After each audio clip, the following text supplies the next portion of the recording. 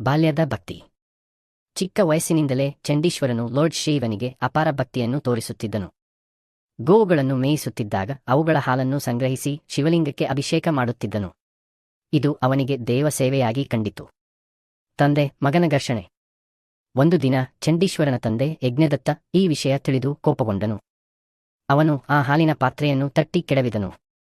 ಇದನ್ನು ಶಿವನಿಗೆ ಮಾಡಿದ ಅವಮಾನವೆಂದು ಭಾವಿಸಿದ ಚಂಡೀಶ್ವರನು ಭಕ್ತಿಕೋಪದಿಂದ ತನ್ನ ತಂದೆಯ ಕಾಲುಗಳನ್ನು ಕಡಿದನು. ಶಿವನ ಪ್ರತ್ಯಕ್ಷತೆ. ಈ ಘಟನೆಯಿಂದ ಪ್ರಭಾವಿತರಾದ ಲಾರ್ಡ್ ಶಿವ ಸ್ವಯಂ ಪ್ರತ್ಯಕ್ಷನಾದನು.